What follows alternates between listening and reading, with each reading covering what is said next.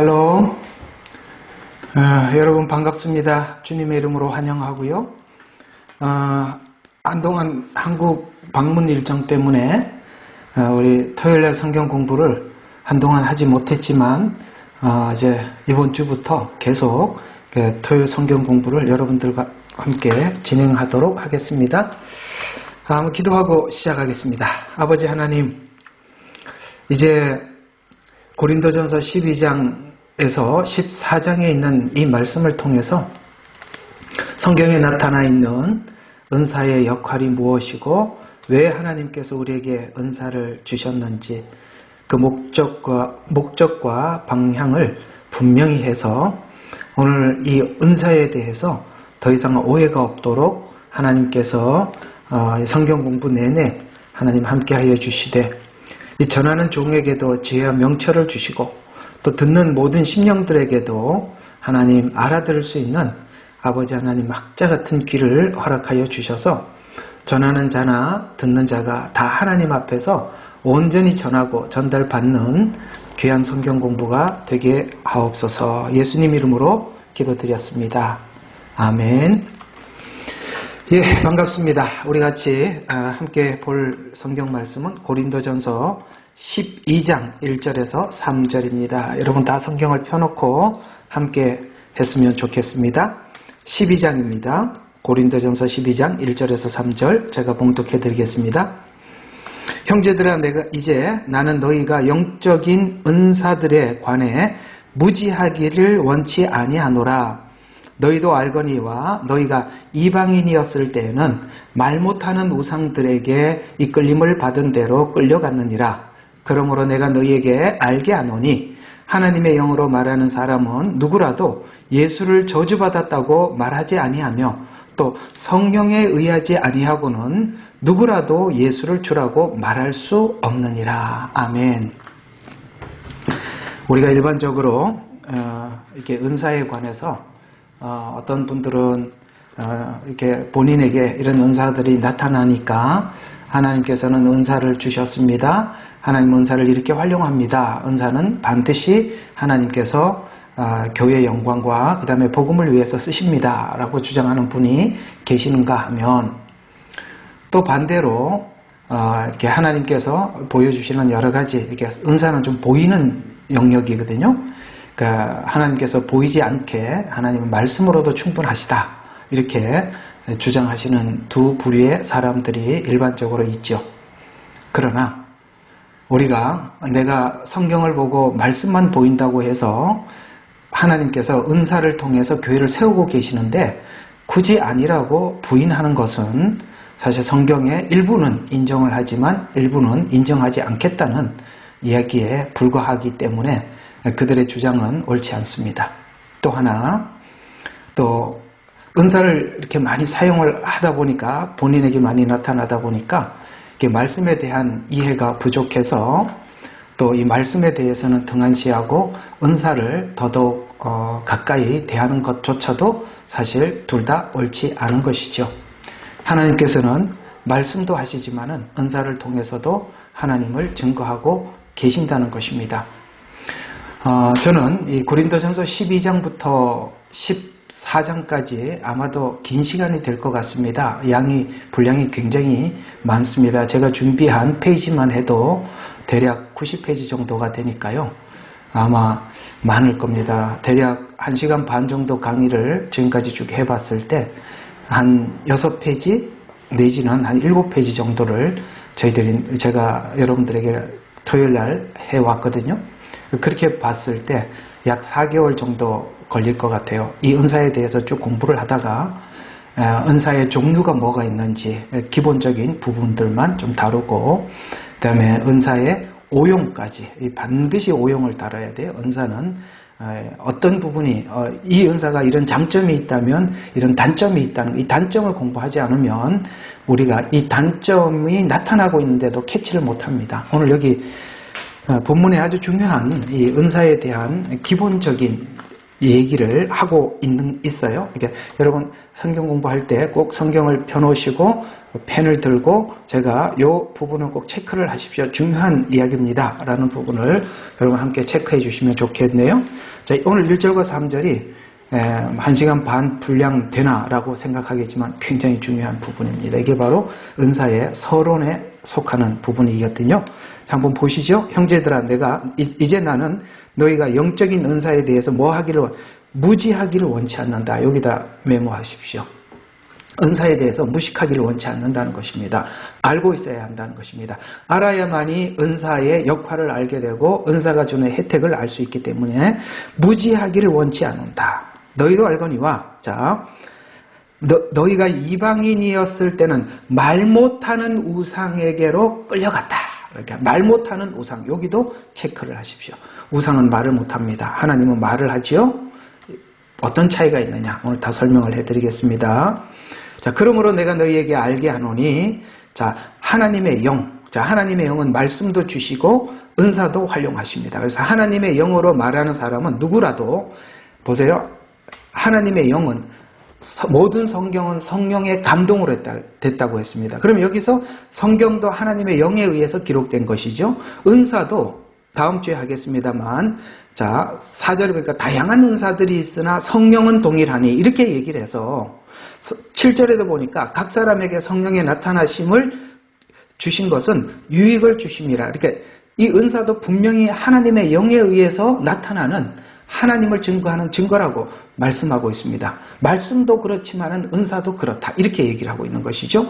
왜냐하면은 이 하나님의 영은 곧 말씀과 은사를 통해서 하나님을 계시하고 계시는데 왜 어떤 목적을 위해서 하나님은 말씀도 하시고 은사를 활용하시냐. 3절이 굉장히 중요한. 그러므로 내가 너희에게 알게 하노니 하나님의 영으로 말하는 사람은 누구라도 예수를 저주받았다고 말하지 않으며, 예수님이 자기가 저주를 받아서 죽었다라고 말하지 않게 하고 우리를 위해서 대신 십자가에 죽으셨다라고 알려주기 위해서 하나님은 성령을 동원해서 말씀도 하시고 은사도 활용하신다. 이렇게 되는 것입니다. 아시겠죠? 제가 여러분들이 자꾸 이해를 더 분명하게 하려고 제가 2번, 3번 반복은 하는데 이 반복하는 이유도 중요하기 때문에 그런 것입니다. 자, 다시 정리합니다. 은사는 활용되고 있다. 그러므로 무지하기를 원치 않는다. 2번째, 우상은 하나님과 다르게 말을 못한다. 3번째, 하나님께서는 하나님의 영을 통해서 말씀을 우리에게 주시기도 하셨고 하나님의 영을 통해서 은사도 활용하시는데 왜 그렇게 하신다고요? 예수님이 저주를 받아서 자기 죄 때문에 죽은 것이 아니라 뭐예요? 우리 죄를 대신해서 십자가에 죽으셨다는 사실을 밝혀주기 위해서 은사를 활용하신다. 성령 안에서 은사를 하나님께서 성령으로 역사하신다라는 이 1절부터 3절이 바로 앞으로 이 은사를 설명하는 데 있어서 아주 중요한 단서를 제공하고 있는 것입니다. 자, 그러면 오늘 이 내용을 하나하나 우리 개론격으로 한번 살펴보도록 하겠습니다. 여러분, 고린도전서 11장을 보면 어떤 이야기입니까? 이게 여러분 우리 잘 알고 있는 성찬에 관한 이야기입니다. 자, 그러면 11장과 12장은 상관이 없느냐? 상관이 어떻게 연결이 되어 있는지 한번 보도록 하죠. 11장은 성찬 이야기고 12장은 은사 이야기이기 때문에 둘이 끊어진 것 같지만은 연결이 되어 있다는 거예요. 참 신기하죠. 지금 성찬 설명을 하고 있다가 은사로 넘어갔는데 왜 이게 무슨 연결점이 있나? 있죠. 어떤 연결점이 있냐? 이 고린도전서가 기록된 목적을 이해하면 이렇게 연결이 되어 있고 관련이 있구나라는 것을 알게 되거든요. 자, 성찬이 뭡니까? 성찬은 이게 11장에서 성찬은 이렇게 설명하고 있어요. 성찬은 예수님을 구주로 고백한 자들이 함께 모여. 자, 보세요. 3절에 아까 말했어요. 12장 3절에 보니까 하나님의 영이 아니면은 예수를 주라고 말할 수 없다고 했습니다. 그러면 이 고린도 교인들이 성찬에 참여했다는 것은 하나님의 어떤 역사들, 성령의 역사들, 은사를, 특별히 이 고린도 교회는 은사가 굉장히 풍성한 교회였습니다. 그래서 이들은 이런 많은 은사들의 혜택을 보고 예수님을 알게 되고 예수님을 주라고 고백했었어요. 주라고 고백한 자들이 모여서 성찬을 했던 것이죠. 어때요? 연결이 됐지요? 예, 성찬에 참여했다는 것은 그들이 바로 예수님을 구주로 영접한 자들이 함께 모였다는 것입니다. 문제는 이 교인들이 하나님께서 왜 은사를 활용해 주셨는지, 왜 예수님을 구주라고 영접해 주셨는지, 은사에 대해서도 무지하고 하나님의 말씀에 대해서도 무지하다 보니까 싸움만 있는 거예요. 분열이 있는 거예요. 왜요? 아까 무지하니까, 무식하니까, 뭘 모르니까 이런 걸 가지고 너는 지혜의 말씀을 가졌냐? 나는 지식의 말씀을 가졌다. 지식의 말씀이 지혜의 말씀보다 더 우월하다. 뭐 이렇게 한다던가 나름 이게 자꾸 비교하고 경쟁하고 이러는 바람에 이 교회가 하나님으로부터 이렇게 큰 은혜는 받았지만은 뭡니까? 질서가 세워지지 않고 이 교회 안에 분열이 있었다는 것입니다. 그러면 11장에도 지금 사실 보면은 성찬의 의미를 설명하기보다 이 바울이 성찬을 설명하다 이 교회의 성찬 때문에 생겼던 문제에 대해서 많이 야단을 쳤거든요. 그럼 어떤 야단을 쳤냐면은 이런 야단을 쳤습니다. 이 성찬은 예수님을 구주로 고백한 자들이 함께 모여서 하나님의 자녀됨과 한 형제임을 확인하는 자리인데 이 거룩한 모임 앞에서 어떤 일이 있었냐면은 이 고린도 교회의 성도와 성도 사이에 갈라짐과 분열이 있었다는 것입니다. 그 모임은 이렇게 함께 모여서 성찬을 한다 할지라도, 자, 이렇게 해서 조금 성찬을 조금 설명을 해드리면은 그 당시 성찬은 지금 우리가 교회에서 하는 성찬과 달랐습니다. 어떻게 달랐냐면은 사실 성찬을 하러 거의 매일 모였었습니다. 근데 지금은 이렇게 건물 교회가 있으니까 교회 가서 어떤 형식과 절차에 따라서 하지만은 그 당시는 성찬을 어떻게 드렸냐면 마치 뭐를 하는 것 같이 했었었냐면은 저녁 식사를 하듯이 밥을 먹듯이 그렇게 성찬을 했었거든요. 그러니까 우리가 지금 하고 있는 성찬과 조금 방식이 많이 다르죠? 그래서 이 성찬에 모여서 어떤 일이 있었냐면은 조금 이렇게 성도들 중에 넉넉한 사람들도 있고 삶이 이렇게 팍팍한 사람들도 있었을 거 아니에요. 그렇죠? 근데 좀 삶이 팍팍한 사람들은 집도 좁고 그 다음에 먹을 음식도 내놓을 수 있는 여유가 안 되니까 대략 좀 넉넉하고 부유한 자들이 집에서 성찬식을 했어요. 그러다 보니까 자기들이 준비를 하고 그 다음에 좀 넉넉한 사람들이 오늘은 이 집에서 내일은 저 집에서 이렇게 했는데 하다 보니까 좀 넉넉한 사람들이 일찍 와서 다 함께 다 모이고 난 뒤에 이게 같이 식사를 하고 성찬을 나누었더라면 좋았을 텐데 이게 좀 사는 게 힘든 사람들은 일을 하고 늦게 와야 되니까 다 먹고 난 뒤에 찌끄레기를 먹게 되었어요. 이게 찌끄레기라는 말이 제가 이 경상도 사람이라 그렇게 말을 합니다만 하여튼 찌끄레기를 먹게 되고 그 앞에 좀 부자들은 저 안쪽으로 깊숙이 안에 들어가서 먼저 좋은 음식을 먹었어요. 이것 때문에 서로 마음이 상해버린 거예요. 성찬이란 귀한 모임이지만 이렇게 뭔가가 서로 간에 이런 차별이 생기다 보니까 좀 여유 있는 사람들과 여유롭지 못하는 사람들 사이에 이런 차별이 생기다 보니까 질서가 깨졌다는 것이에요. 질서. 아무리 좋은 모임이라도 마음이 상해버리면 이게 그렇지 않습니까? 이와 같이 그러니까 성찬이 그런 것처럼 이와 같이 이 고린도 교회는 이 은사 때문에 또 분열이 되는 거예요. 그러니까 성찬이라는 것도 귀한 것인데 그것 때문에 서로 마음이 상하기도 하고 각자가 하나님께로부터 받은 은사들은 많은데 또 이 은사가 교회에 덕을 끼치지 못하니까 또 마음이 상해서 또 분열이 되고 그래서 이 고린도전서를 기록한 처음 목적을 보면 고린도전서 1장에 이렇게 처음부터 설명을 했다는 것을 이해를 하면 이 교회가 성찬 때문에도 갈라지고 그 다음에 은사 때문에도 문제가 생기고 그랬구나라는 걸 알 수 있어요. 자, 그럼 제가 한번 이 이야기를 우리 예레미야 눈물방에다가 제가 좀 여러분들한테 권해드리고 싶습니다. 여러분 성찬은 귀한 거예요. 하나님 명하신 거죠. 그것 때문에 마음이 상해버리고 나면 우리에게 좋은 덕이 될까요? 또 하나 은사 하나님께서 각자에게 어떤 사람은 이런 은사를 하나님의 성령께서 자기 뜻대로 나눠줬어요. 우리가 원해서가 아니라 그분의 뜻대로 나눠준 것 때문에 교회에 유익을 끼치고 덕을 끼치라고 나눠준 이 은사가 또 우리 사이에 분열을 가지고 온다면 그게 더 좋을까요? 그렇지 않지 않습니까? 이런 것처럼 여러분 이런 것들은 사실 비본질적인 것들이에요. 서로가 하나님이 주신 것에 대해서 서로가 인정을 하고 그래 너는 하나님께서 이런 은사를 주셨구나. 나는 안 주셔도 감사. 주셔도 감사. 이렇게 하나님 뜻대로 주셨는데 그걸 받아도 감사, 받지 않아도 감사라고 한다면 여러분 아무 문제가 없을 텐데 정말 중요한 예수 그리스도 안에서 하나됨을 그걸 하나님께서 하기 위해서 그렇게 주셨는데 이런 비본질적인 문제 때문에 갈라지고 사이가 서로 기분이 나쁘고 난 다시는 안 보겠다 이렇게 하는 것은 결코 하나님이 기뻐하는 것이 아니라는 거잖아요. 그렇죠?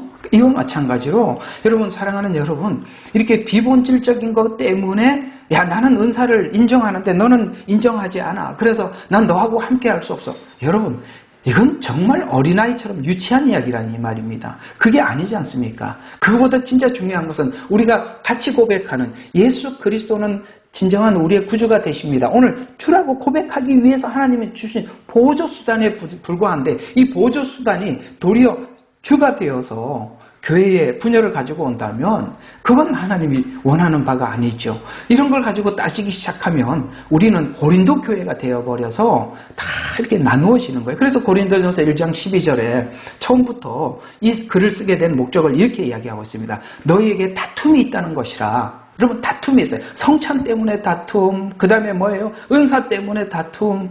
이런 다툼들이 생겼다 보니까 우리가 각자가 말하기에 각 사람들이 야 너는 누구 파냐라고 물으니까 나는 바울파예요. 나는 아볼로파예요. 나는 게바파예요. 나는 그리스도파예요. 이렇게 나누어져 있더라는 거예요. 여러분 이 비본질적인 것들이 얼마나 교회를 나눌 수 있는지를 이 고린도 전서 후서 그리고 이 고린도 전서 후서 분량을 보시더라도 여러분 고린도 전서가 몇 장까지 있어요? 엄청 길어요. 16장이에요. 고린도 후서가 몇 장까지 있나요? 여러분 13장까지 있어요. 여러분 여기 신약 성경에 서신을 보내는 교회에 이렇게 많이 분량을 가지고 쓴 교회가 있나요? 고린도 교회가 제일 많습니다. 왜 많죠? 축복할 일이 많아서 그런 게 아니라 문제가 많아서 이렇게 분량이 많은 거예요. 16장이라는 긴 장을 쓰고도 해결이 안 되니까 후서를 또 써야만 했다고요. 이렇게 우리가 자꾸 비본질적인 거 가지고 서로 트러블이 생기기 시작하면 오늘 여기 고린도 교회처럼 계속 나누어지는 것 이외에는 아무것도 할 수가 없다는 것을 오늘 이 은사를 배우시면서 여러분에게도 꼭 정리가 되시기를 바랍니다. 그래서 가끔씩 엉뚱한 소리 하는 사람 나오면 그냥 계속 참을 때까지 참아보세요. 그리고 완전히 엉뚱한 소리 하면 그때서야 우리가 권면을 하고 그렇게 하셔야지 딱 보니까 나하고 틀리는 이야기를 하네 하면서 그 즉시 그냥 당신은 말이야 나하고 틀려 왜 그렇게 생각을 해? 아니 그보다 더 중요한 건 예수님 말고도 우리의 구원자가 있습니다 라고 말하는 게 가장 심각한 거 아닌가요? 그 정도가 아니면 웬만하면 우리가 이단이 아닌 이상 우리가 조금 아직 충분히 이해하지 못한 오늘 여기 무지하기를 원치 않아요. 아주 무지하다면 좀 기다려주는 아량도 필요하지 않겠습니까? 비본질로 성경 사단은 계속 나누어 가고 있다는 것을 아셔야 하는 것입니다. 그래서 이제 12장부터 들어가는 내용은 고린도 교회의 분파가 나누어진 여러 이유 중에 하나인 이 은사 문제를 이제 바울은 다루어서 정리하려고 기록을 하기 시작했습니다. 성찬에서 부작용은 부자와 종된 자 사이에 이 차별로 인해서 또 부작용이 나타났고 은사에서 부작용은 은사를 가진 자와 없는 자 각자 은사를 가진 사람들 사이에서도 네 은사가 더 우월하다, 내가 은사가 더 우월하다라는 이런 주장으로 인해서 나누어지더라는 것입니다. 이 비본질 가지고 얼마나 교회가 나누어질 수 있는지. 그래서 우리가 이런 거 여러분 우리 보면은 처음 예수를 믿고 교회 들어와 보면 아니 장로교는 뭐야? 또 성결교는 뭐지? 왜 감리교회는 또 뭐야? 순복음은 또 뭐야? 우리가 그렇게 침례교회는 뭐야? 이렇게 하지 않습니까? 왜 이렇게 많이 나누어져 있을까? 사실은 어떤 부분은 정말 어쩔 수 없이 이렇게 나누어져야 할만해서 나누어진 것도 있지만은 대략적으로 보면 비본질적인 것 때문에 나누어진 경우가 많이 있다는 겁니다. 보통 보면은 교회가 나누어지거나 교단이 나누어지는 크게 두 가지 이유인데요. 교리적으로 맞지 않다던가 또 하나는 돈 문제 때문에 나누어집니다. 어쨌든 참고 삼아 알아두세요. 자, 그러면 12장과 14장이 전부 다 이제 은사에 관한 내용을 기록하고 있는데 12장과 14장 사이에 우리가 가장 달달달 외우고 있는 13장 고린도전서 사랑장이 중간에 끼워 들어가 있다는 걸 명심하십시오. 왜? 12장도 은사를 설명을 하고 14장에서 다시 은사를 설명하는 그 사이에 사랑이 끼어 들어가 있을까? 여러분, 이게 무슨 이야기일까요? 제일 중요한 것은 은사를 사랑으로 사용하지 않으면 부작용이 나타난다라는 것이죠. 그래서 은사는 사랑이 가미돼서 그야말로 소금과 같이 모든 음식에 소금이 들어가는 것처럼 사랑이 들어가서 은사가 나갈 때 하나님의 영광이 나타나고 영혼이 하나님 앞에 돌아오는 역사가 나타나는 것이지, 사랑 없이 은사를 사용하게 되면 그 은사는 부작용이 나타난다라는 차원에서 13장에 사랑이 쏙 들어가 있는 것입니다. 그래서 사랑장이 그 사이에 끼어 들어가 있다는 것도 기억하시면 되겠습니다. 그러면 먼저 12장에 들어가기 전에 이 문맥을 중심으로 한 전체적인 내용을 이해하는 차원에서 보면은 12장의 은사에 대한 기록은 12장의 은사에 대해서 기록한 이유는 여기 12장은 이런 성격을 은사의 종류를 설명하고자 하는 것은 아니에요. 종류. 여기 한번 12장을 대략 이렇게 보세요. 종류를 설명을 하는 게 아니라 이 은사의 종류에 대해서 굳이 설명을 한다면 14장에 가서 종류를 나누고 있다는 것이죠. 그래서 12장은 종류를 설명하는 것은 아니다. 은사가 무엇을 위해서 하나님이 주셨나, 이 부분을 설명하는 것이다. 두 번째, 12장에 있는 내용은 은사의 역할은 하나님이 세상을 사랑한 사랑을 이해하고 연약한 신자의 신앙을 이렇게 encourage, 이렇게 업그레이드 시켜주고 견고케 하기 위한 것이 은사를 주신 목적이다. 자, 두 가지. 하나는 뭐야? 하나님의 사랑을 전달해줘서 연약한 신자들로 하여금 그 신앙이 세워지도록, 그러니까 견고케 하기 위해서 하나님이 은사를 주셨다라고 설명하는 것이 12장에서 설명하고 있는 맥락이다.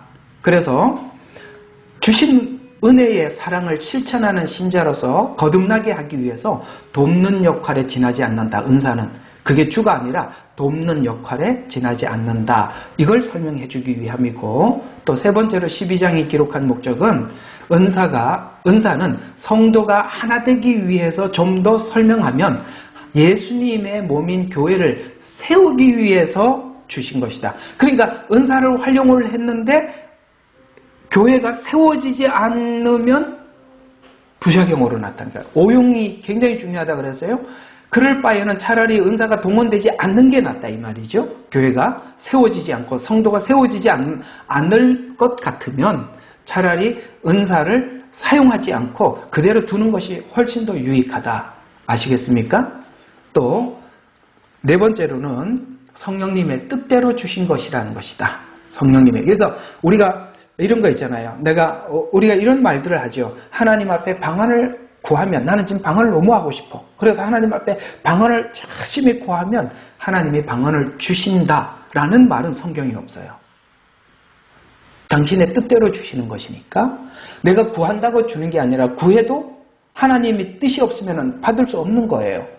성경에 어디에 방언을 열심히 하나님 앞에 구하면 하나님이 방언을 주신다는 말이 성경에 어디 있습니까? 없습니다. 그분의 뜻대로 주시는 것이지 우리가 원해서 받는 게 아니라 그분의 뜻. 아시겠습니까? 굉장히 중요한 거죠. 또 하나, 성경에는 누가 방언을 하나님 앞에 간절히 구했더니 방언을 받은 사례가 없어요. 예가 없다는 거예요. 그러니 이게 여기 유튜브에 보면 많은 분들이 방언을 내가 기도하면 방언을 그 어떻게 당신이 방언을 주십니까? 하나님의 뜻대로 주신다 그러는데 그럼 당신이 하나님이십니까? 하나님께서 필요한 사람에게 주시는 거고 필요 없는 사람에게 안 주는 거예요.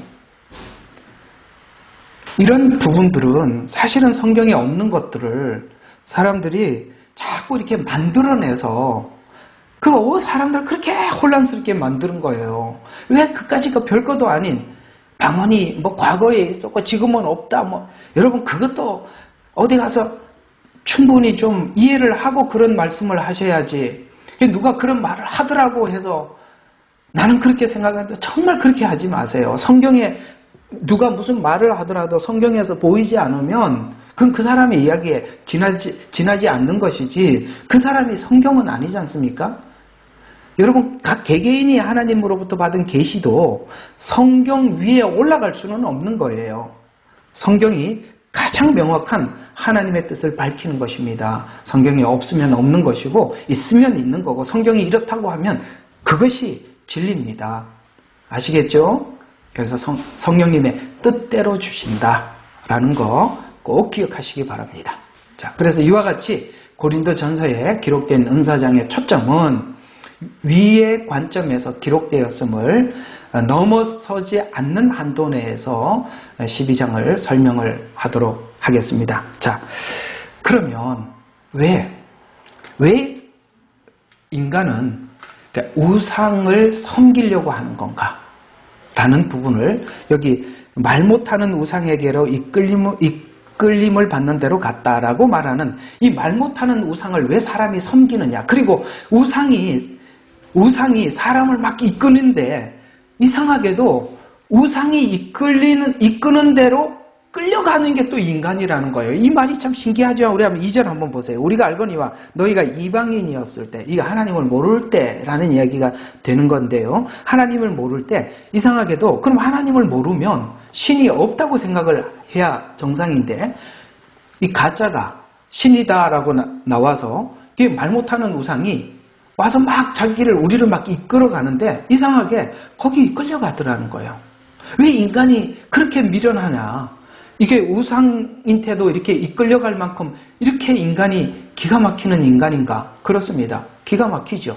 여호수아서 24장 15절에 이 말씀을 이렇게 얘기하고 있어요. 여러분 여호수아서 24장은 여호수아가 이제 가나안 땅 들어가기 전에 이스라엘 백성들에게 했던 말 중에 이런 말이 있어요. 만일 주를 섬기는 것이 너희에게 악하게 보이거든 하수 건너편에서 너희 조상이 섬기던 신들이거나 이거 뭡니까? 하수 저기 애굽에 있는 신을 섬기거나 너희가 거하는 땅 앞으로 가나안 땅에 들어갈 건데 거기 거하는 땅에 아모리인들의 신들이든 간에 자 무슨 말입니까? 너 옛날에 애굽에 있을 때는 애굽의 신을 섬기는 것을 우리가 바로가 섬기는 걸 봐왔고 너 조금 있다가 이제 가나안 땅에 들어가면 아모리인들이 섬기는 신이 있는데 너희가 섬길 자를 오늘날 너희가 택해라. 지금까지 하나님께서 너희들을 인도해 왔어. 근데 가나안 땅에 들어가서 그러면 계속 하나님을 섬겨야 하는데 네가 과거에 봤던 애굽에 있는 신이나 이 가나안 땅에 있는 신이나 하나님을 섬기든지 너희가 섬겨라. 왜 이 말을 합니까? 인간은 하나님의 모양과 형상대로 지음을 받았기 때문에 하나님의 호흡이 사람에게 들어가 있어요. 쉽게 말해서 하나님의 하나님을 그러니까 추구하는 우리 속에 영적인 존재로 만들어졌기 때문에 짐승은 영을 추구하지 않습니다. 인간은 하나님의 호흡이 들어가 있기 때문에 사람은 신을 그게 하나님이신데 하나님이 들어오면 딱 100점인데 우리는 누군가를 이렇게 섬길 자를 찾더라는 것이죠. 그래서 오늘 여호수아가 애굽에 있는 신을 섬기든지 가나안 신을 섬기든지 지금까지 광야에서 너와 함께 했던 하나님을 왜? 인간의 종교성을 이야기하는 것입니다. 종교성. 그래서 인간은 섬겨야 할 대상이 있어야함을 이 여호수아가 말해주고 있는데 왜냐하면 아까 말씀드린 게 하나님이 인간을 지을 때부터 하나님의 호흡을 불어넣고 하나님의 모양과 형상이 우리 속에 들어와 있기 때문에 인간의 마음 속에는 그 신을 찾고 갈망하는 마음이 누구에게나 있다. 여기 여호수아에서만 이렇게 말한 것이 아니라 사도행전 17장 22절에 여러분 바울이 이 아데네에 가서 복음을 전할 때 어떤 동상을 보고 이런 말을 했죠. 사도행전 17장 22절에 보니까 아데네 사람들이여 내가 보니 너희는 매사에 너무나도 미신적이라 지나가다가 너희가 섬기는 대상을 보았는데 얼마나 신을 추구했는지 알지 못하는 신에게라고 동상을 세워놓고 그렇게 글을 써놨더라는 거예요. 그러면서 알지 못하는 신에게라고 새겨놓은 제단도 있었노라. 그러므로 너희가 알지 못하면서 섬기는 그 대상을 너희에게 알게 하리라 라고 하면서 바울이 복음을 전했어요. 이 아데네에. 아시겠습니까? 이 두 말씀, 아까 여호수아서 24장에 있는 말씀과 그 다음에 사도행전 17장에 있는 이 두 말씀이 우리에게 뭘 설명하고 있을까요? 인간의 마음 속에는 신을 갈망하고 추구하는 마음이 있구나. 왜 그렇다고요? 왜 인간이 하나님의 그걸 찾고 갈망하는 마음이 있다고요? 하나님이 처음 창조서부터 우리 인간에게 하나님의 생기를 불어넣었기 때문에 불신자라 할지라도 위급하면 신을 찾더라. 짐승은 그걸 찾을 줄 모르더라. 왜? 하나님의 호흡이 없으니까, 생기가 없으니까. 이해가 가십니까? 그래서 말 못하는 우상도 사람들을 끌고 가면 끌려가더라는 거예요. 오케이? 알아들으셨죠? 자, 그래서 신자가 교회에 들어와서 하나님을 믿는 신자가 된 이후에도 우리가 신자들이 혼란스러워하는 것은 이게 하나님께 들어왔지만 지난날 말 못하는 우상에게 끌려가서 다른 신을 섬겼던 그런 과거 내력이 있단 말이에요. 그러니까 이스라엘 백성들이 광야에 데리고 와서 하나님이 인도하고 감에도 불구하고 끊임없이 과거에 섬겼던 우상을 섬겼던 애굽에서 섬겼던 그걸 자꾸 생각을 하면서 그 방식을 자꾸 추구하잖아요. 이해가 가시죠? 이걸 바로 그런 겁니다. 그러니까 오늘 여기 있는 말씀, 너희가 이방인이었을 때 말 못하는 우상에게로 끌려가다가 지금 주님 앞에 돌아왔는데 끌려가다가 돌아오고 난 이후에 무슨 일이 생기느냐? 옛날에 섬겼던 방식으로, 옛날에 우상을 섬겼던 방식으로 하나님을 섬기려고 하더라 라는 말을 오늘 이렇게 하고 있는 것이죠. 그래서 우리가 교회에 들어와서 하나님을 섬기면서도 혼란스러운 것은 하나님을 우상과 같은 관점에서 바라보면서 섬기려고 하는 태도, 이것을 가지고 있다는 것입니다. 이것이 우리가 그러니까 상상해보면 금방 이해할 수 있는 것이 뭐냐면 각 지역의 특성들, 그러니까 어떤 나라의 문화들이 그 나라의 문화는 대부분 종교적 배경을 가지고 문화를 만들어내니까 결국에는 어떤 지역에 가서 문화를 연구를 하다 보면 그 과거의 종교가 드러나게 된다 이 말이에요. 그런 것처럼 각 지역의 특성, 나라와 문화의 특성, 그 다음에 각 개개인도 가정이 가지고 있는 특성들, 이런 것들이 전부 다 이게 예수님을 믿고 난 이후에도 여전히 그런 마음이 있다는 것이죠. 그런 것처럼 우리 한국교회도 교회가 들어와서 할 때 마치 우리 할머니들은 예수님을 믿지만 과거에 마치 샤머니즘에게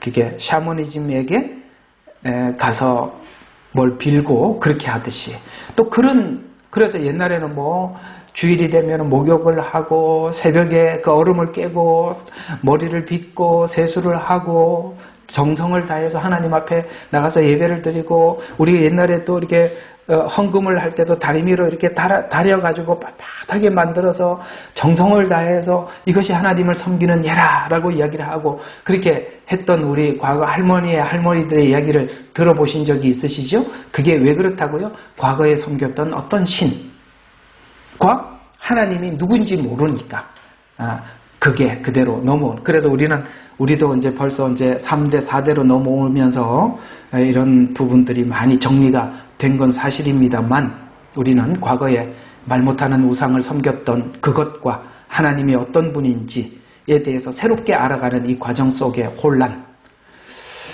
아마도 저는 여러분들이 제게 이렇게 말씀을 듣고 또 메시지를 전해 들으면서 여러분들 중에서도 좀 많이 혼란스러워 하는 부분은, 내가 과거에 알았던 그 하나님을 이해했던 것과 목사님이 지금 소개하고 있는 하나님은 조금 좀 색다른 어떤 맛을 여러분들이 느끼고 있으리라고 생각이 듭니다만, 제가 한번 이런 간증인데요. 이런 적이 한번 있었어요. 참 제게 위로가 되기도 하였고 참 큰 힘이 되었던 일이 있었습니다. 이게 어떤 일이 한번 있었었냐면은, 제 친구 목사님이 뉴질랜드에서 목회를 하고 계세요. 근데 그 따님이 이제 한국에서 결혼을 해야 되니까 두 분 다 한국에 나가실 수밖에 없었어요. 그래서 제게 연락이 와서 결혼식을 마치고 돌아오는 시간까지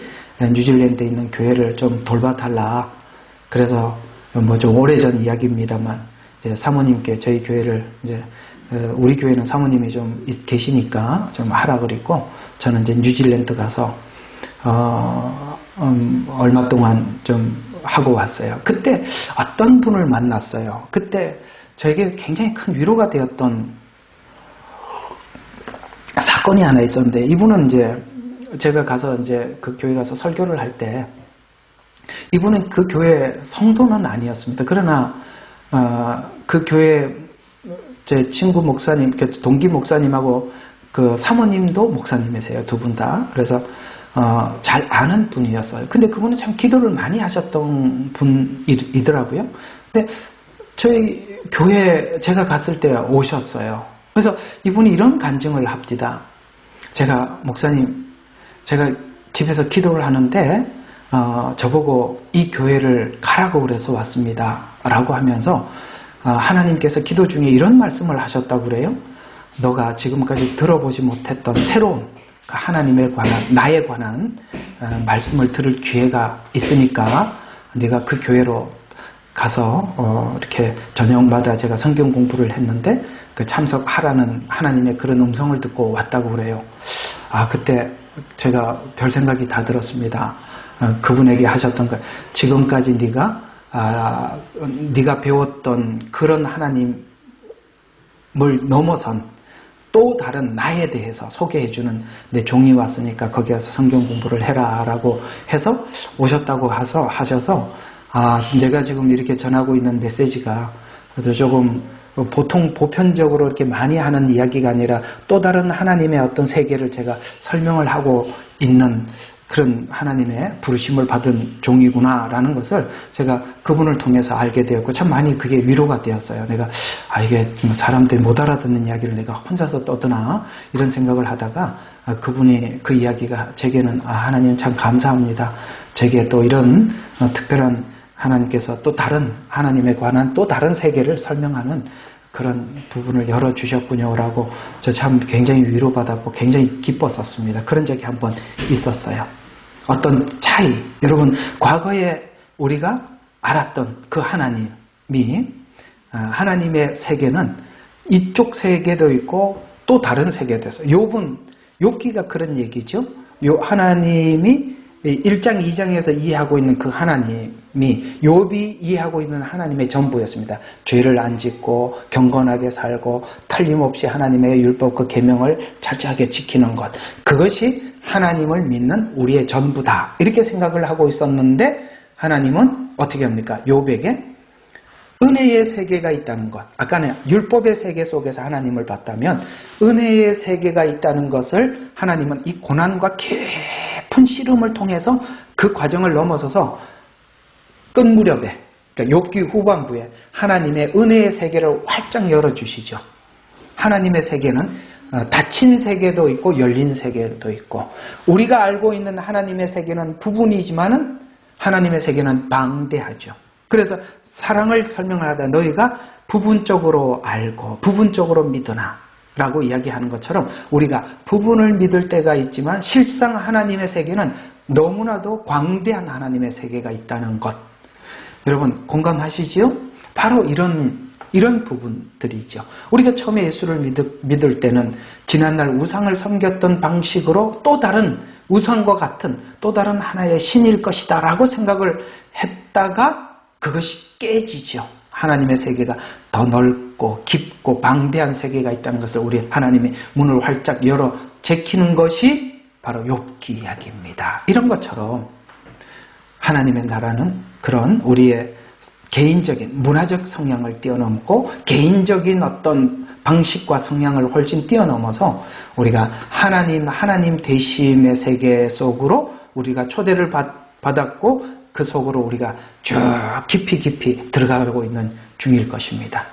자, 그래서 오늘 1절과 3절에 있는 이 개론적인 이야기 속에서 우리가 보면은, 자, 그렇기 때문에 하나님께서는 그 넓은 하나님의 세계로 우리를 초대를 하시기 위해서 여러 가지 방법을 쓰시죠. 말씀을 이해하고 말씀을 받아들이기 위해서 하나님은 아직 그 말씀이라는 것은 우리가 더 깊이 들어가야 만질 수 있고 만날 수 있는 것이다 보니까 그건 보이지 않는 하나님을 만나기 위해서는 우리가 하나님을 믿어야 하니까 아직 믿음이 연약한 자들에게 은사라는 방식을 동원을 해서 하나님의 말씀의 그 깊은 세계로 이렇게 쭉 우리를 이끌어 드리는 것이 은사라는 것이죠. 그렇기 때문에 하나님은 은사를 동원하시기 때문에 오늘 1절에 너희가 은사에 대해서 무지하기를 원치 않는다, 이렇게 설명을 하고 있는 것입니다. 먼저 은사에 대해서 무지하기를 원치 않는 것을 밝히고 있는 이유는 교회에 성령의 은사가 나타나는 것은 당연한 일이다. 왜? 하나님의 세계로 우리를 이끌어드리기 위해서 은사를 통해서 하나님은 우리를 이끌어가기 때문에 은사가 교회에 나타나는 일은 이상한 일이 아니라 당연한 일이다. 여러분, 당연한 일인데도 지금까지 우리가 은사가 교회에 지금 풀어지고 있다 아니다, 과거에 있었던 사건에 불과하다라고 아직도 그걸 논쟁을 하고 있잖아요. 그러면 여기 고린도전서 이 내용을, 은사를 이렇게 설명할 필요가 없지요. 왜 이걸 기록을 남겼겠어요? 그 초대교회에 잠시 있었던 것들하면 베드로가 지나갈 때 하나님께서 이렇게 치료하셨다, 바울이 지나갈 때 그림자라도 하나님은, 그 다음에 수건을 스치기만 해도 하는 병자가 치료되었다, 이렇게 끝나야지. 그 사도행전에서 이야기가 끝내지 왜 고린도전서에다 이거 남겨서, 오늘날도 하나님께서 은사가 풀어지고 있기 때문에 하나님께서 분명히 우리에게 말하기를 너 은사에 대해서 무지하기를 원치 않는다. 무지하니까 없다라고 이야기하는 거잖아요. 근데 오늘 여기 1절에서 가장 먼저 우리에게 권면하는 것이 무지하기를 원치 않는다라는 것입니다. 왜냐하면 하나님께서 이렇게 우리가 무지하면 은사가 교회에 나타날 때 분별이 불가능하단 말이에요. 그러면 이제 고린도 교회처럼 은사가 활용된다 아니면 은사 활용은 끝났다라는 사람끼리 또 나눠지겠죠. 은사가 나타날 때 분별이 불가능하고 분열이 일어나기 때문에 알고 있어야 한다. 이렇게 분명히 처음부터 1절부터 우리에게 권면한다는 것이죠. 분별이 불가능하면 은사의 출현으로 인해서 혼란과 사단이 그 은사를 위장해서 개입할 때 분별하지 못한 것을 대비하는 의미에서 더욱 무지하기를 원치 않아요. 사단이 또 그렇게 개입을 해서 거짓 은사들을 이렇게 풀어놓을 수가 있기 때문에 너희가 알고 있어야 한다. 그래서 은사가 뭘 위해서 은사를 하나님이 사용하는지 목적을 알아야 하고, 잘 기억하세요. 목적을 알아야 되고, 그 다음에 어떤 종류가 있으면서, 이게 다 앞으로 이제 다 다룰 거예요. 무슨 종류가 있는지 중요한 건 다 다룰 겁니다. 근데 이 종류가 어떤 오용이 있는지, 예를 들어서 은사도 이런 은사와 저런 은사가 만나면 충돌이 일어나는 은사가 있다 이 말이에요. 오케이? 예, 충돌이 일어나 나중에 다 할 겁니다. 그런 오용들, 그런 것들을 우리가 알면 이게 하나의 이 A라는 은사와 B라는 은사가 누구는 어떤 은사는 어떤 은사에 이렇게 통제를 받아야 되는 은사가 있어요. 근데 통제를 받아야 되는 은사가 통제를 받아야 하는 은사가 통제를 하려고 들면 그 사람 은사는 무조건 잘못된 일이야. 오용으로 나타난다 이 말이에요. 그렇기 때문에 오용 은사는 하는 걸 배우는 것보다 오용을 더 많이 배워야 되는 거예요. 그럴 만큼 중요합니다. 그래서 반드시 알아야 된다는 뜻이 되는 것입니다. 하나님은 하나님 자신을 알리는 방법으로 기적이나 은사를 동원하십니다. 기적은 창조사역, 특별히 창세기, 모세오경에 보면 앞쪽에 기록된 창세기, 출애굽기 여기에 은사가 많이 집중되어 있어요. 왜요? 하나님은 하나님 되심을 알리는 방식으로 기적을 사용. 그래서 기적은 창조 사역, 홍해 사건, 가나안 땅을 하나님께서 주신 사건, 이런 것들이 전부 다 뭡니까? 기적으로 나타나. 이거 다 뭡니까? 하나님 되심을 드러내는 거죠. 기적은. 그래서 이게 알리는 방법으로나 동원된 수단으로 쓰는 거다. 수단이 목적은 아니죠. 예를 들어서 하나님께서 창조가 있고, 창조만이 목적입니까? 창조는 창세기 제가 강의하면서 창조의 목적은 뭡니까? 다 집을 지어놓고 사람이 들어가서 살듯이 하나님께서 우주 만물을 만들어 놓고 사람을 마지막에 들어가서 살게 하는 것처럼 앞에 있던 모든 창조는, 우주 만물, 자연 창조는 인간을 위한 것입니다. 이렇게 했더니 누가 또 댓글을 또 이상하게 다른 분들도 계시더라고요. 참 그게 너무나도 생각이 편협한 거예요. 여러분, 집을 지어놓고 사람이 들어가지, 집을 왜 지어요? 사람을 위해서 짓지 않습니까? 그럼 사람이 없으면 집 지을 이유가 없죠. 우주 만물의 창조는 사람을 위해서 지은 거예요. 어쨌든 그렇습니다. 그래서 기적은 창조 사역이나 홍해 사건, 그 다음에 광야, 가나안 땅을 주신 사건 모두가 하나님 자신을 알리는 방법으로 동원된 수단입니다. 은사도 동일하게 기적과 같이, 이게 하나님의 창조와 기적처럼 은사 또한 하나님 자신을 알리는 방법으로 교회 내에 지체들을 통해 나타내는 하나님의 초자연적인 수단이에요. 아시겠습니까? 기적도 초자연적인 수단이기도 하지만 은사도 성령에 의해서 사람들에게 창세기 창조는 자연 창조지만 은사는 우리 내면을 창조하기 위한 하나님의 기적적인 창조적인 역사다. 같은 창조지만 창세기의 창조도 창조고 지금 성령에 의해서 은사로 나타나는 것도 창조지만 어떤 차이가 있느냐? 앞쪽에 있는 창세기 창조는 자연 창조라고 한다면 은사의 창조는 우리 내면을 창조하기 위한 내면, 아시겠어요? 창조다라는 차원에서 같은 창조라는 것을 말씀을 드릴 수 있습니다. 좀 어려우시면 다음에 또 들으면서 생각을 많이 해보세요. 따라서 은사는 하나님께서 우리 가운데 함께 하신다는 것을 알리는 방법으로 기적이나 은사같이 하나님을 알리는 중요한 수단으로 사용하시는 것입니다. 고린도 교회는 그렇게, 여러분, 은사가 많이 풀어지는 교회는 믿음이 좋은 교회일까요? 아니죠. 하나님을 알리는, 하나님 존재를 알리는, 여러분, 존재를 알릴 때는 어릴 때 존재를 알리는 것이지, 다 큰 사람에게 내가 네 아버지가 누군지 네 어머니가 누군지 다 알고 있는데 계속 저한테 저보고 저희 어머님이 저분이 너희 어머니다, 저분이 너희 어머니다, 얼마나 짜증나겠어요. 다 알고 있는데. 여러분, 은사가 많이 풀어진다는 것은 아직 그 교회가, 성도들의 신앙이 아직 하나님을 깊이 있게 모르기 때문인 것입니다. 그 증거가 뭐냐면 이렇게 한번 생각해 보세요. 하나님께서 출애굽기 앞쪽에 기적이 많아요. 근데 이 기적이 출애굽기 끝날 때까지 있는 게 아니라 광야 생활에도 이 앞에 있었던 애굽에서 베풀었던 기적이 광야에서는 거의 없어요. 왜요? 하나님 되심을 앞쪽에서 다 봤어요. 하나님에 대해서 부인하는 사람은 아무도 없어요. 광야에 나온 사람들은. 거기서는 기적이 필요한 것이 아니라 양육이 필요한 것입니다. 그때는 하나님께서 말씀을 풀어내는 거예요. 그러니까 신앙이 어릴 때는 은사가 많이 나타나고 기적이 풀어지지만 후반부로 갈수록 하나님께서는 의도적으로 그걸 하지 않는다는 거예요. 한국교회는 이제는 초창기에 얼마나 많은 기적이 있었어요. 많은 영혼들이 하나님의 기적을 봤습니다. 그러나 지금은 그 일이 없는 것은 우리가 믿음이 없어서가 아니라 우리 교회에 있는 성도들이 하나님에 대해서 부인하지 않아.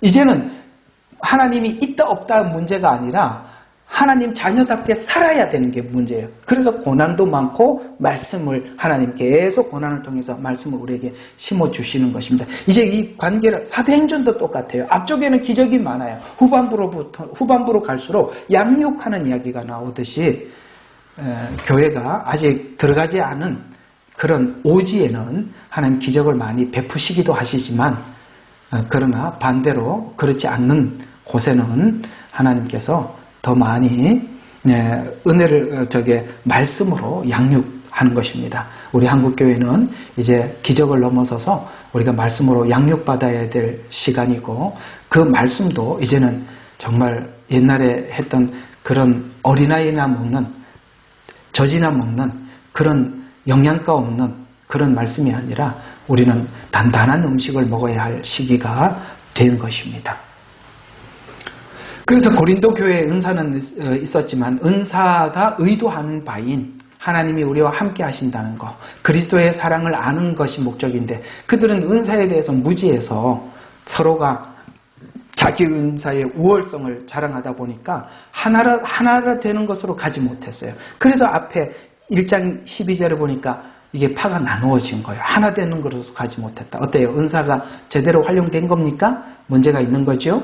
그 다음에 또 서열을 나누었다는 것입니다. 그래서 이 은사가 더 우월하다, 아니면 저 은사가 더 우월하지 못하다, 이렇게 서열을 나누고, 또 자기를 자랑하는 것으로 사용되어서 바로 이 부분을 정리하기 위해서 고린도 전서, 특별히 이게 전서는 그 부분을 정리하기 위해서 기록되었습니다.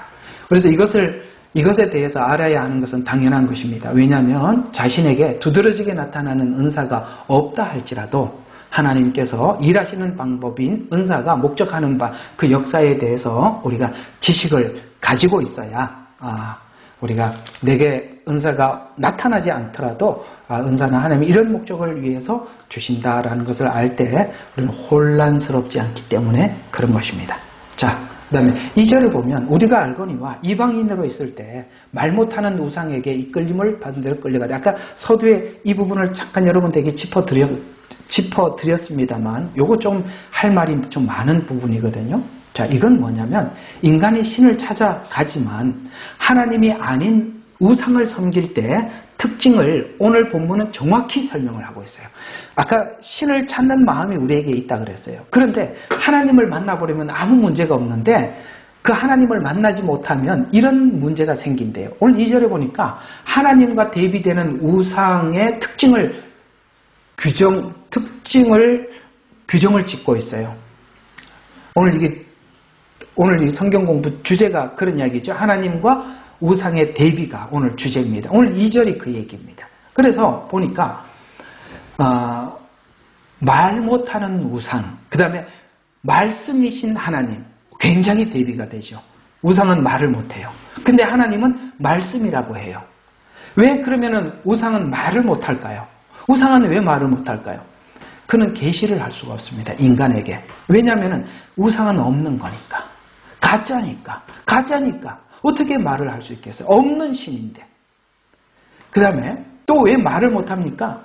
설명하고 이해시킬 수 없어요. 왜요? 그 신은 죽은 신이니까. 우리 하나님은 살아계신 하나님이고 우상은 죽은 신이에요. 없는 신이에요. 그러니까 말을 못하지요. 말을 못하니까 어떻게 했어요? 말을 못하니까 우리가 만든 거예요. 그래서 우상은 사람이 만든 거지. 아시겠어요? 그 사람이 막 만들려고 하니까 사단이 막 개입을 해가지고 이상한 종교를 만들어내더라는 거예요.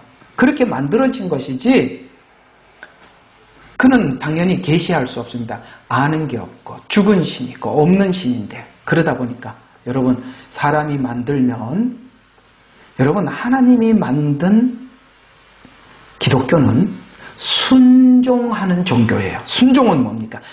상대를 알고 이해하고 스스로 따라가는 거, 이걸 보고 순종이라 그래요. 그러나 우상은 절대 인간을 순종하게 만들 수 없어요. 왜? 말을 할 수 없어요. 우리를 설득해내지 못해요. 아시겠습니까? 이게 차이가 난다는 거예요. 그래서 너희가 말 못하는 우상에게 끌려갔다라고 해서 맹종입니다. 맹종. 여러분, 복종도 아니라 우상은 맹종이에요. 무슬림 보세요. 맹종하지 않습니까? 자기들이 율법을 만들어 놓고 무조건 맹종하는 것입니다. 맹종을 하다 보니까 그게 얼마나 악한지 몰라요. 여러분, 제가 살고 있는 시드니는 여기 문만 열고 나가면 무슬림들 그냥 쭉 깔렸습니다. 굉장히 많아요. 이들은 시간이 되면 하루에 3번씩 밑에 뭐죠? 이렇게 깔개 깔아놓고 절하고 아주 거의 뭐 철저해요. 그런데 정말 악합니다. 어떻게 악하냐면은 남의 것을 훔치고 사기치고 뺏고 돈 안 주고, 그래서 내가 돈을 안 주려고 했는데 내가 돈을 안 주게 되면 자기 신에게 뭐라고 감사하느냐면 자기 신에게 그들이 말하는 하나님이 내 편이 돼서 나에게 이렇게 이익을 줬다는 거예요. 그래서 저놈이 잘 속아 넘어가게 해주셔서 감사하다는 거예요. 이게 얼마나 악한 신입니까? 예? 남을 속여서 하나님, 자기가 믿는 하여튼 신에게 감사합니다. 저 사람이 잘 속게 도와주셔서 감사합니다. 당신은 내 편이십니다. 이게 무슨 이렇게 악한 신이 어디 있어요? 왜? 자기를 위해서 자기가 만들어 놓고 자기를 위해 주면 좋은 신이라고 생각을 합니다. 그게 바로 맹종. 예, 자기 목적을 위해서 섬기는 것. 이게 바로 우상이거든요. 그래서 끌려갔느니라. 근데 말을 해서, 하나님은 말씀을 하는 분이세요. 그래서 말을 해서 우리를 이해시키고 그 사랑을 설득시켜서 우리가 하나님 앞에 스스로 순종하게끔, 그러니까 맹종과 순종이, 말을 하느냐 안 하느냐는 말을 해서 우리가 이해가 돼서 순종하는 쪽으로 가는 거고, 말을 못하니까 자기가 만들어 놓고 자기 목적을 위해서 딱 규정을 정해놓고 그 규정대로 하다 보니까 이렇게 복을 주더라라는 이 막연한 맹종으로 가는 거예요. 이게 바로 말을 하느냐 말을 못하느냐의 차이다 이 말이에요. 알아들으셨죠? 왜 그러면 끌려가느냐? 말 못하는 대로 끌려갔다라. 왜 끌려갔다고 이렇게 표현하느냐? 신을 자기가 만들어서 자신의 목적을 유리를 하기 때문에 끌려가는 겁니다. 왜? 자기 욕심을 이루기 위해서 신에게 내가 이렇게 하겠으니 나에게 복을 주세요 라고 규정을 정해놓고 자기가 정한 규정에 자기가 끌려가는 거예요. 무슬림이 딱 그렇지 않습니까? 율법을 딱 자기들이 만든 거기에 딱 맞춰서 삽니다. 왜? 그래야 신이 자기를 복을 주니까. 그래서 끌려갔다. 이건 너무나도 정확하게 표현을 성경은 해주고 있는 것입니다. 그래서 은사는 말 못하는 우상과 대비되는 말씀이신 하나님께로 인도하기 위해서 동원된 것인데, 성경은 말씀이고 은사도 뭡니까?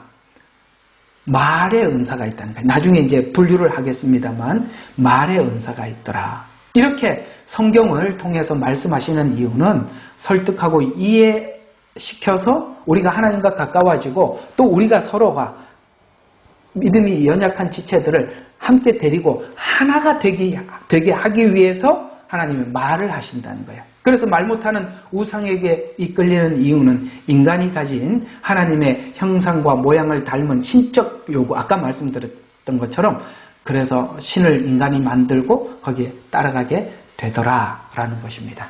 그래서 은사 중에서 언어의 은사, 그러니까 말 못하는 우상이라고 했잖아요. 근데 하나님이 주신 성령의 은사 안에는 말하는 은사가 있어요. 그래서 사단은 그걸 줄 수가 없지만 하나님은 그걸 줘요. 그래서 8절에 보니까 지혜와 지식의 말씀 이렇게 표현하고, 여기 8절에 보면 그렇게 나오잖아요. 어떤 사람에게는 성령을 통해서 지혜의 말씀을 주시고 어떤 사람에게는 같은 성령을 따라서 지식의 말씀. 이게 다 말이지요. 말은 왜 하죠? 상대를 설득하는 것이잖아요. 또 10절에 보니까 이제는 이 말씀과 다른 은사들, 예언함을, 그 다음에 방언 말함을, 방언 통역함을, 그러니까 예언, 방언, 통역도 말의 은사죠. 오케이? 앞에 말씀도 지혜와 지식도, 하나님의 말씀은 지혜와 지식의 말씀. 그 다음에 그 지혜와 지식의 말씀을 우리가 더 하나님을 정확히 알고 발견하고 그분 가까이 가게 하기 위해서 하나님은 이런 것도 동원하대요. 예언도 하기도 하고 방언을 통해서 혹은 방언 통역을 통해서, 이게 다 말이잖아요. 그래서 이런 은사. 그래서 자 보세요. 8절과 10절에 있는 이 말, 그 다음에 말 못하는 우상, 그걸 대비하고 있는 것입니다. 그래서 여기 있는 말 못하는 우상이라는 말은 앞으로 말에 대한 은사를 하나님은 우상과 다르다라는 것을 우리에게 설명하기 위해서 요 말을 2절에 집어넣은 것입니다. 그래서 2절과 대비된 언어의 은사, 즉 말하는 것을 의미하는데 왜 하나님은 인간에게 말을 하려고 하는가? 우리에게 이렇게 말을 하려고 하는 거냐? 우리를 인격적으로 대하기 때문이에요. 인격적으로. 보세요. 하나님은 인격적이면 하나님은 성경에 보면 하나님의 인격들을 이렇게 많이 설명을 하고 있죠. 하나님은 아신다. 이렇게 하나님의 정도 보이죠. 가슴 답답하니까 내가 사람 지음을 한탄하다 하면서 가슴을 치는 것도 그 감정을 우리에게 표현한 것이죠. 그 다음에 내가 이렇게 하리라 라는 것도 의지. 하나님은 이런 인격이 있는 것처럼 우리에게도 하나님의 형상을 닮았으니까 우리도 뭐가 있습니까? 지가 있고 정이 있고 의지가 있는 거예요. 하나님은 이 세 가지 모두가 다 우리가 하나님이 하나님 되심을 알고 돌아오라는 것이죠. 인격적으로 돌아오라 이 말이에요. 우상을 섬기듯이 하나님을 섬기지 말고 하나님도 인격이고 우리도 인격이니까 이 인격이 서로가 하나가 돼서 만나기 위해서는 우리의 눈을 열어주셔야 하고 우리에게 하나님이 어떤 분인지 이해시켜야만이 우리가 스스로 하나님 앞에 나갈 수 있듯이 인격적인 하나님이 인격적으로 찾아와서 우리를 인격적으로 대하고 인격적으로 나누자는 거예요.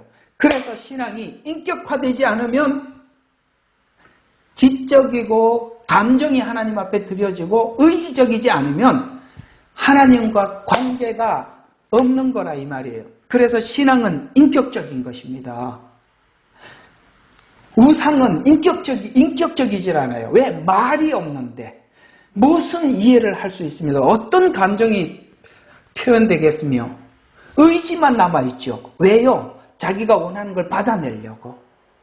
그러니까 인격적이 아니지 않습니까? 만약에 우리가 하나님에 대한 지식도 없고 감정도 없고 그냥 맹목적으로 순종만 하고 있다면 어쩌면 우리가 믿는 신앙이 우상과 같이 하나님을 섬기고 있을 것입니다. 바로 유대인들이 그런 오류에 빠진 거예요.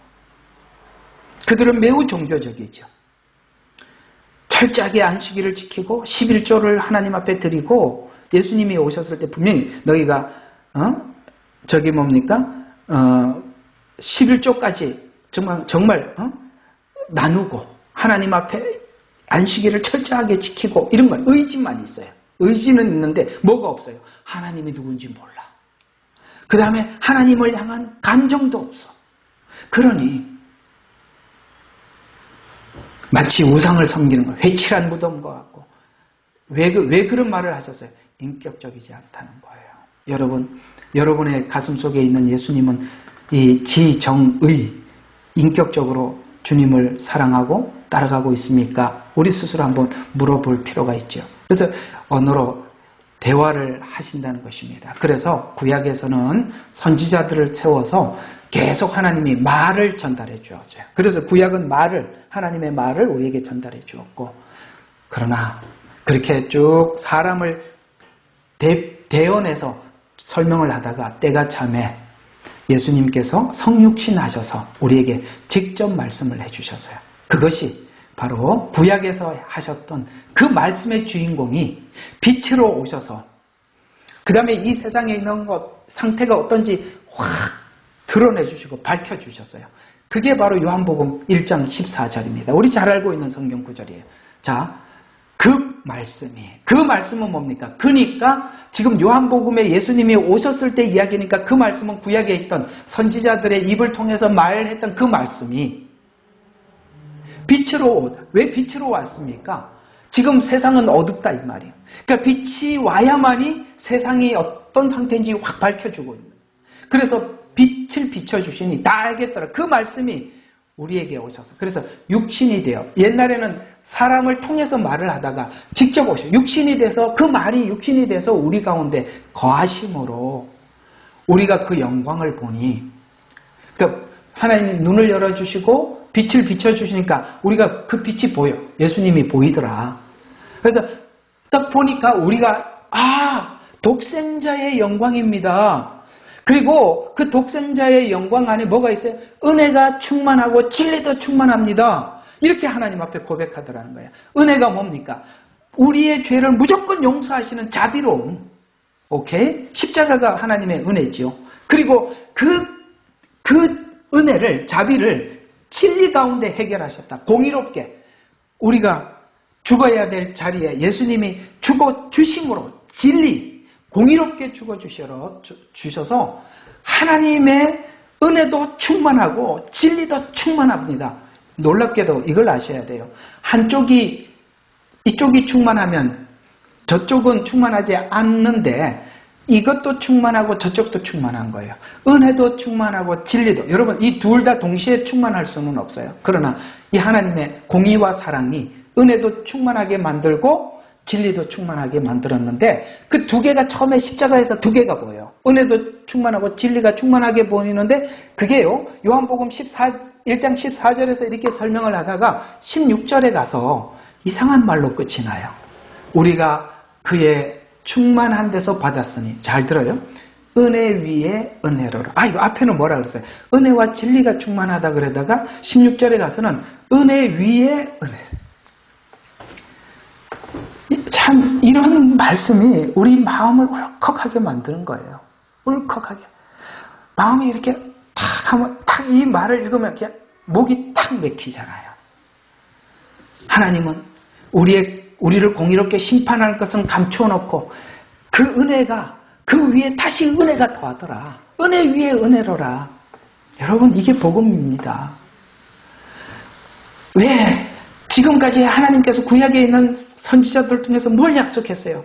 때가 되면 내 아들이 가서 너희 모든 죄를 용서할 날이 올 거다. 그래서 구약에 있는 성도들은 그 약속을 받고 다 죽었어요. 그리고 그날이 오기를 기다렸어요. 근데 그 때가 되면 오셨어요. 오셔가지고 십자가에서 우리 모든 죄를 해결하시고 그 다음에 부활할 때 자던 성도들이, 구약에서 그 기다리고 있던 성도들이 다 일어나서 하나님 나라에 쭉 들어간, 여러분 이런 이야기들이 마태복음 26장인가요? 이렇게 쭉 설명이 되고 있지 않습니까? 은혜와 진리가 충만해. 눈을 열어보니까 하나님의 공의로우심과 자비로우심이 충만한데 가만히 보니까 나중에 그 공의는 십자가에서 해결하고 은혜만 남아서 은혜 위에 진리가 딱 자리 잡는 게 은혜 위에 은혜까지 있더라는 거예요. 예.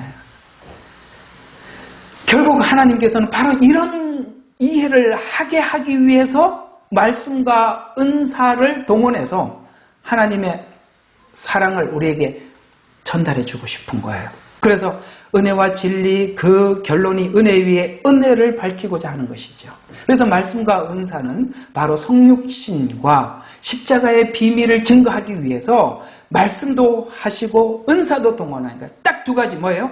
성육신과 십자가의 비밀, 이걸 우리에게 가르쳐 주기 위해서 은사를 동원하는 것이지, 그걸 하려고 하나님 우리에게 주었다니 이걸 가지고 서로 네 은사가 더 크니 내 은사가 어쩌니 이러고 앉아있다 이 말이에요.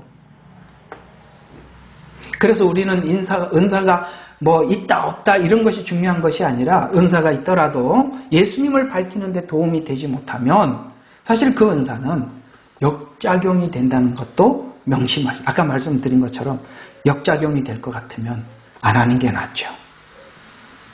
예언을 해서 그 예언이 하나님과 만남, 하나님과 가까워지면 하나님의 인격과 우리 인격의 만남, 이런 것에 도움이 되지 않으면 안 하는 게 낫다 이 말이에요. 예언을 안 하는 게 낫다 이 말이에요. 우리는 있다 없다, 너는 무슨 은사, 이런 것밖에 모르죠. 하나님 이 목적을 모르면 아무 소용이 없는 거예요. 그래서 하나님이 인간에게 말을 해주었다는 것은 인간을 인격적으로 대하고 있다는 증거고, 명령을 하지 않고 설득해서 인격적 관계를 가지려고 하는 것은 인간의 지위가, 얼마나 우리의 지위가 하나님 모양과 형상을 닮은 만큼 수준이 있으면 하나님께서 그렇게 말을 하고 직접 오셔서 우리를 이해시키고 설득하는데 가장 우리를 설득시킨 결정적인 성육신과 십자가입니다. 그걸 하나님께서 우리에게 더 밝혀주고 싶은 것이죠. 하나님은 세상을 사랑하고 우리를 사랑한다고 하시는데, 사랑이란 인격과 인격의 진지한 만남과 교제를 의미하는 것이죠. 그렇죠. 사랑은 만남과 교제죠. 교제가 없이 교제가 없다면, 교제는 커뮤니케이션을 하려면 말을 해야 되는데 이런 거 없이 그냥 하나님을 믿습니다. 이 다 가짜죠.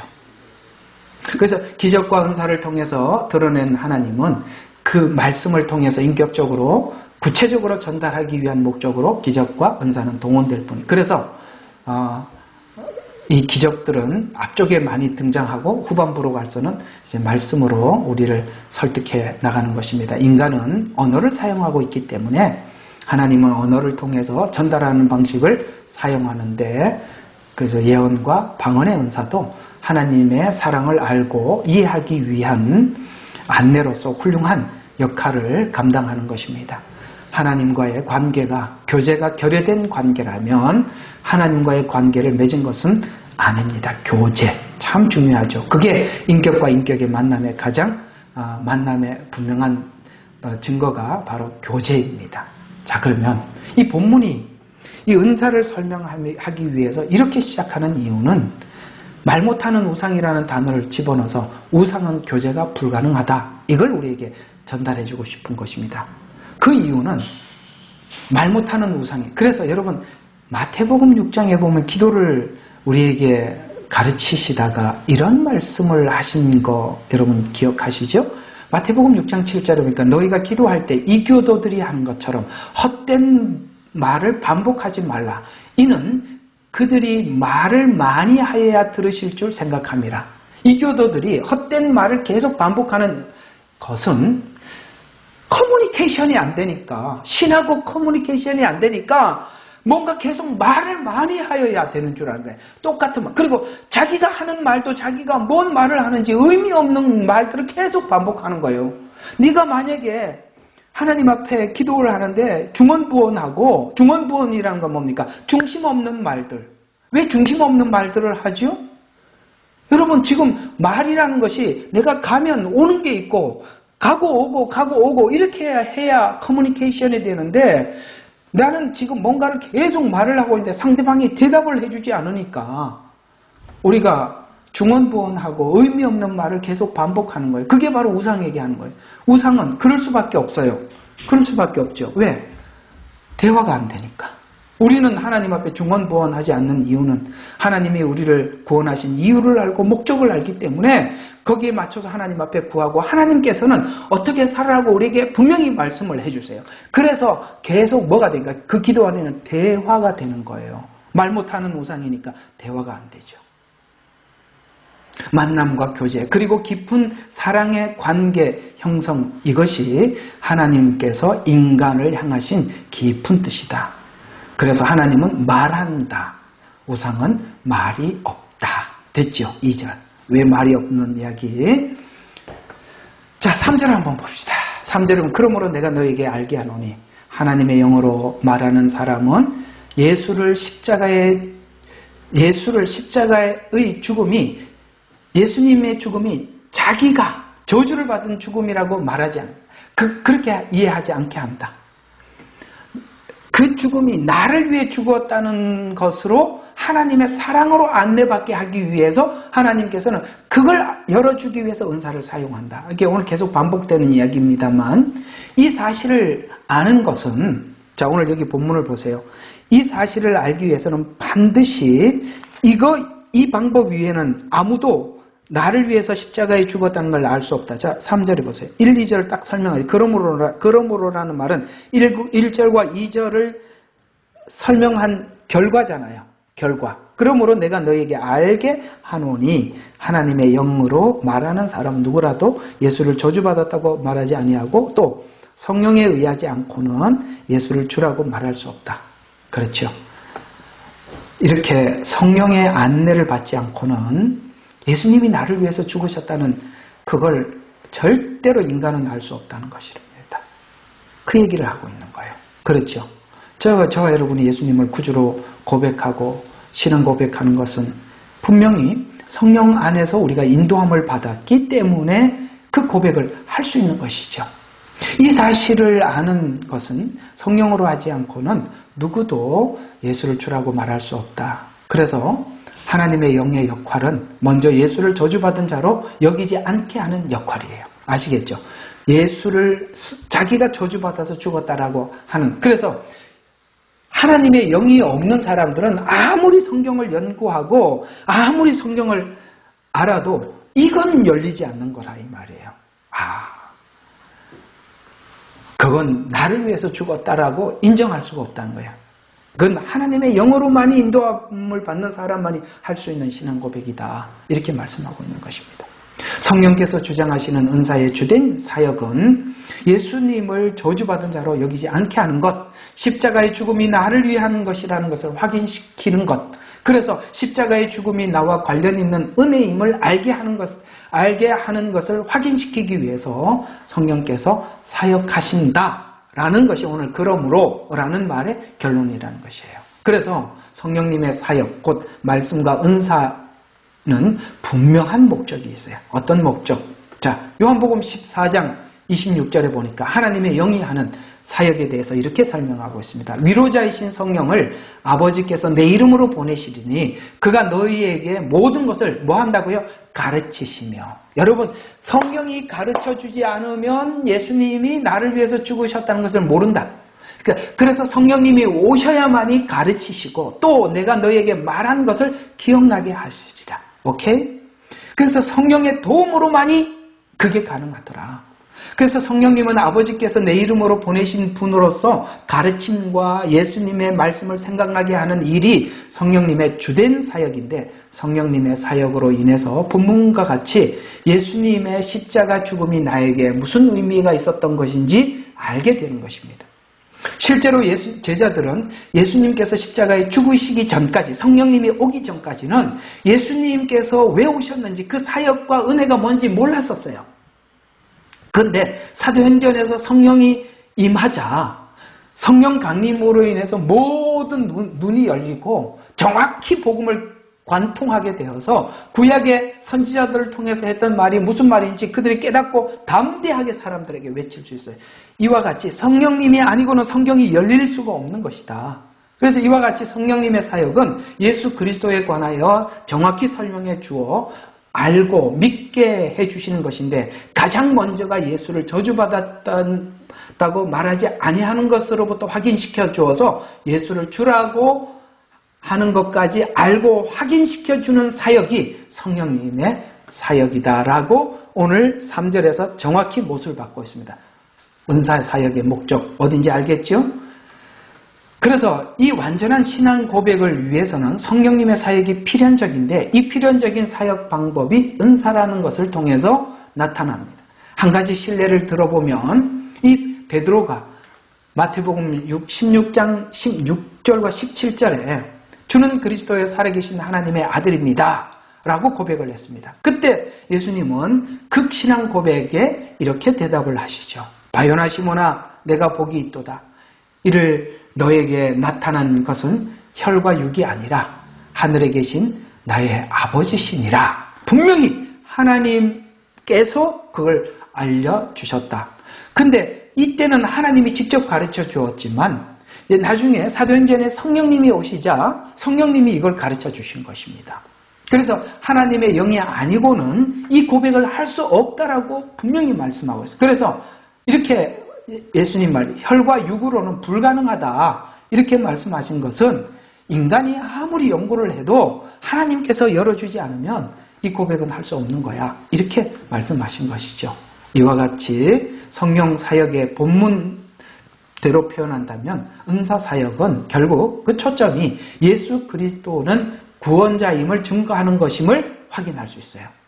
그래서 우리는 들었던 말씀을 생각나게 하고 그 말씀이 완전한 믿음으로 자리매김하기까지 여러분 성령님의 도우심은 필연적입니다.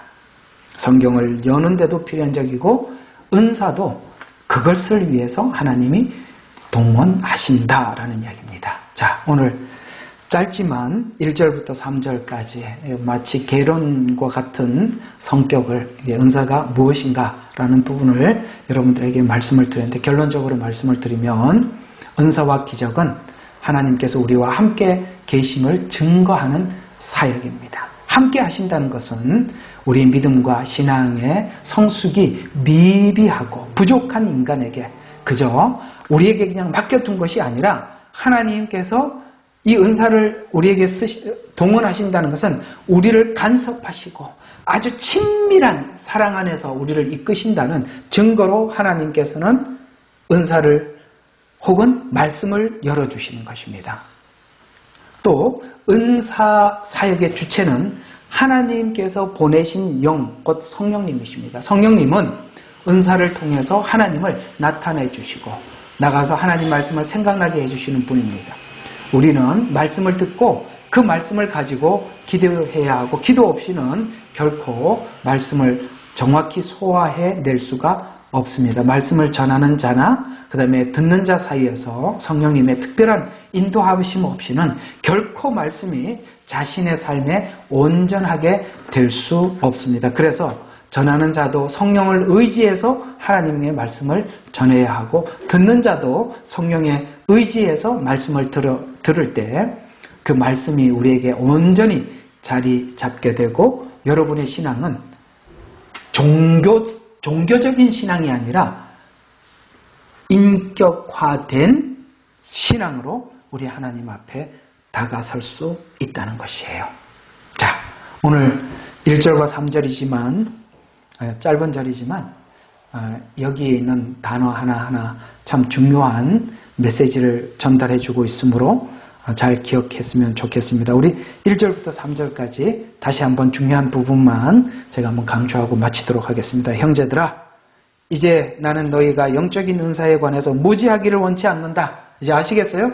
무식하지 마세요. 은사에 대해서 하나님은 은사를 통해서 할 일이 많이 있으신 분입니다. 자, 2절. 너희도 알거니와 너희가 이방인이었을 때는 말 못하는 우상에게로 이끌림을 받은 대로 이끌려갔다. 왜요?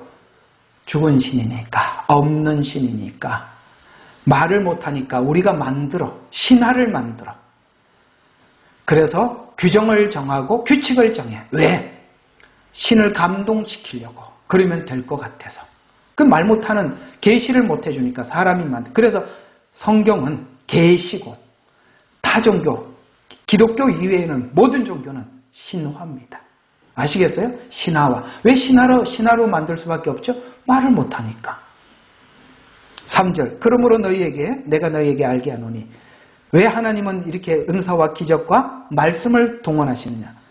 예수님은 저주받아서 죽은 분이 아니라 우리 죄를 대신해서 죽은 분이다. 이걸 알려주기 위해서 하셨다. 이런 이야기입니다. 도움되십니까? 오늘은 첫 발을 뗐습니다.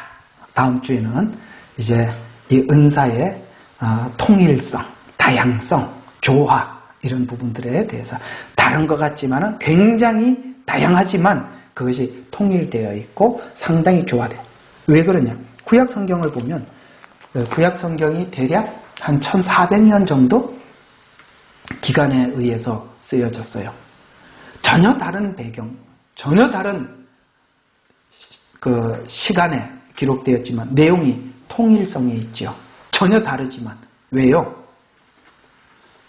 어떤 한 증거를 위해서 가는 것이기 때문에 성령님이 기록했기 때문이고 그 다음에 모든 시대적 정황을 넘어서서 한 가지 목적을 가지고 있기 때문에 다양하지만 통일성이 있죠. 그런 것처럼 구약이 그런 것처럼 말이죠.